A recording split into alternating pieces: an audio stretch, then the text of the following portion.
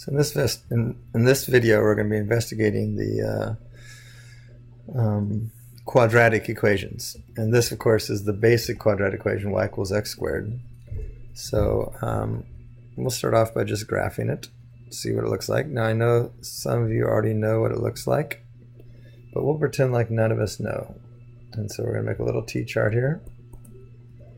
And we plug in 0, and we get out. So plug in 0 for x. So I should write this in function notation because we're in big boy girl math now.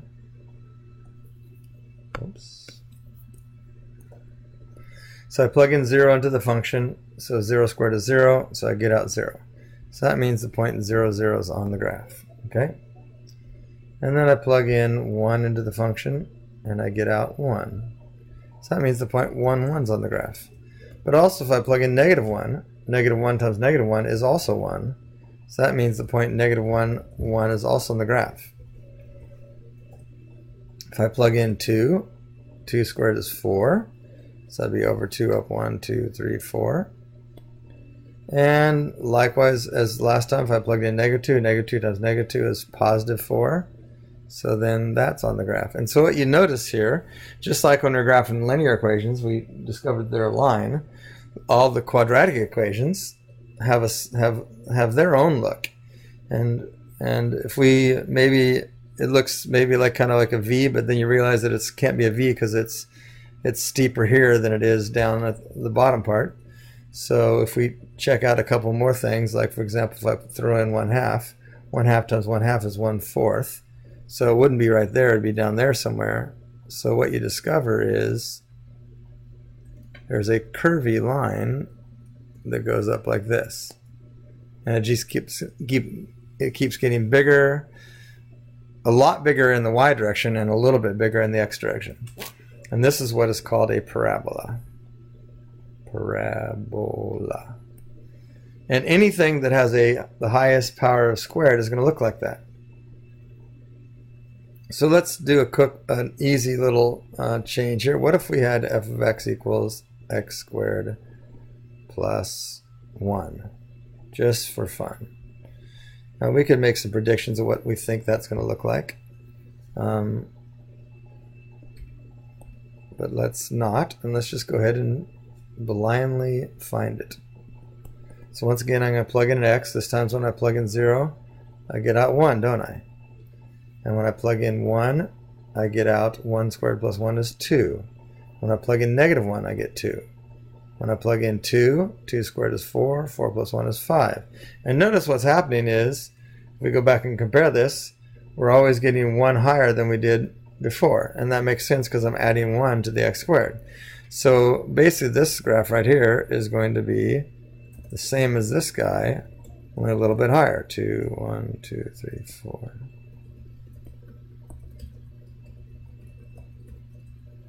Isn't that fun? And so then we could make some good predictions, like what would y equals x squared plus, no, we just did plus 1, x squared minus 1 look like? Well, it makes sense, don't we, that it's going to be just like these numbers, except for I'm going to take 1 away from the y value. So if we apply that idea, we could take a guess and say, oh, I bet you it's going to have a vertex down here, and it's going to go over 1 up 1 there, and when I put in 2, it's going to be 3 instead of 4, and over there 2, and it's going to look something like this, right? How did I know that? Because I'm comparing it to this one and to that one. Now let's check to make sure. X and y, if I plug in a 0, I get negative 1, right? Right on. If I plug in a 1, I get 1 minus 1, which is 0. Boom, nailed it. If I plug in negative 1, negative 1 squared is 1 minus 1 is 0. Again, nailed it. And you can see this continues, and when I plug in a 2, 2 squared is 4, 4 minus 1 is 3. So go over 2 up 3, yep. And so you can see just adding on the outside moves it up and down. So if I was to do y equals x squared plus 3, then if I follow the same idea,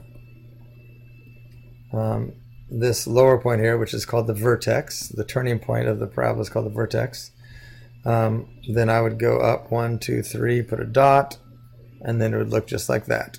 So it would 2, 1, 2, 3, 4.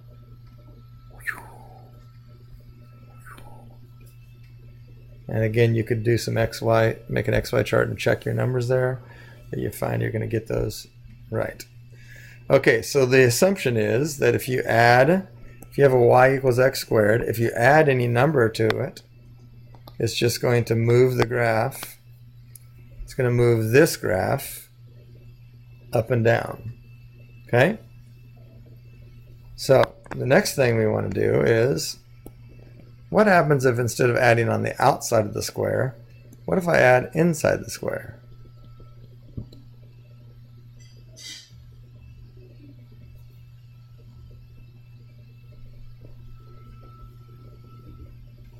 Okay, so make our little t-chart, x, y, put in a 0. When I put in a 0 there, I get 1 squared. So when I plug in 0 for x, I get 1 squared, which is 1. Little dot right there. If I put in 1, when I put a 1 there, I'm 1 plus 1 is 2. 2 squared is 4. So when I put in a 1, I'm up here at 1, 2, 3, 4. What happens if I put a 2 in there? Well, 2 plus 1 is 3. 3 squared is 9, and that's off the charts up here somewhere. So let me go back the other way. What if I plug in negative 1? Well, negative 1 plus 1 is 0. And of course, 0 squared is 0. Oh, interesting. What if I plug in a negative 2? Negative 2 plus 1 is negative 1. Negative 1 squared is 1. So that would be right there. And so you can see what happened. This is just like y equals x squared, except for it's been moved over to the left, hasn't it?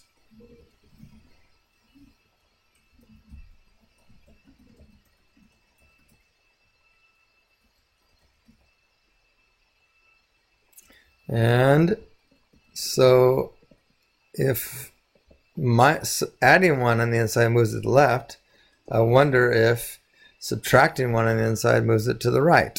Let's check that out.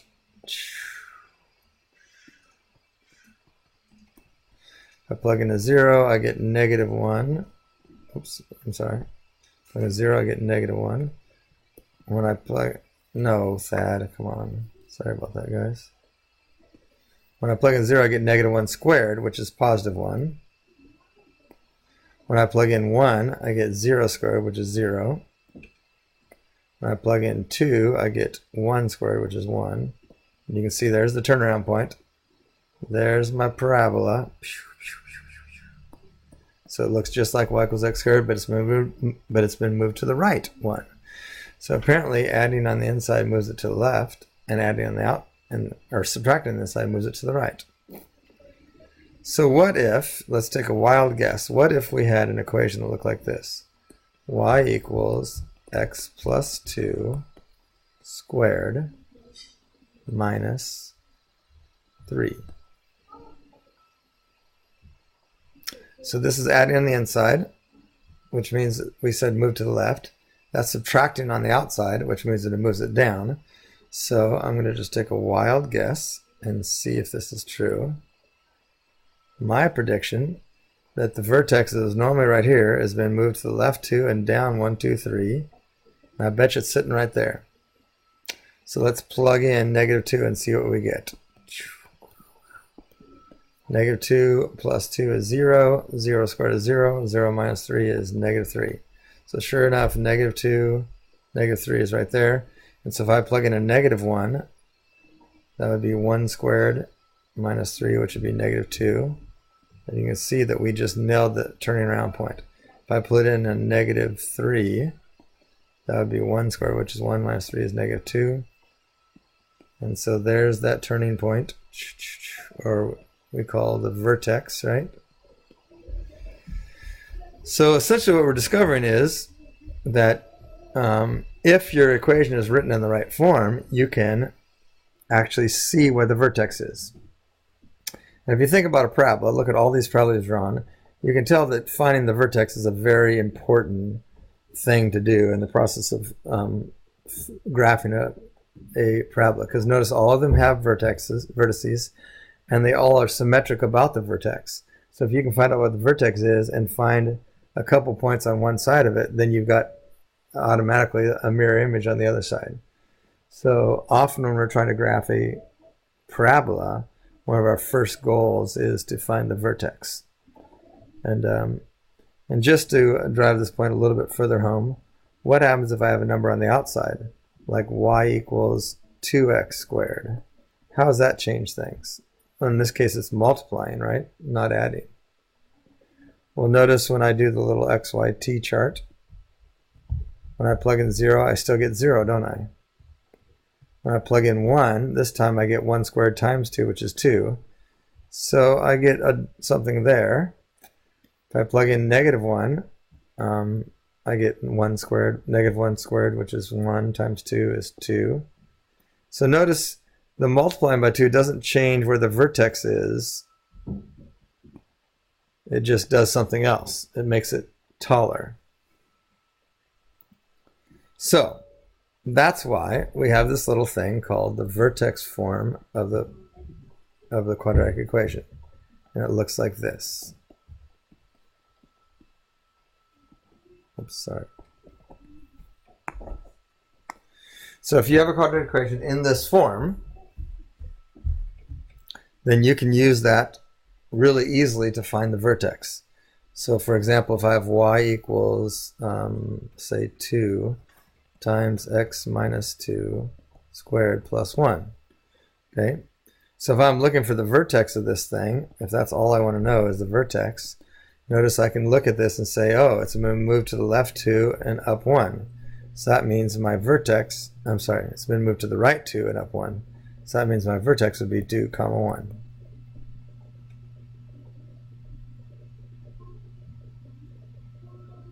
So that's the beauty of vertex form. I can find the vertex really easy. And again, why is that helpful? Because if I can find the vertex, then I know where the line of symmetry is, so I'd be over 2 up 1. And I can just plug in one more number, right? So we know that plug in 2, I get 1. So let's plug in 0 and see what happens. If I plug in 0 there, -2 squared is 4. 2 times 4 is 8, plus 1 is 9. So 0, I'm up here at 9. Well, that's off the charts. 1, 2, 3, 4. How about at 1? If I plug a 1 in there, that'd be -1 squared, which would be 1. 2 times 1 is 2, plus 1 is 3. So at 1, I'm at 1, 2.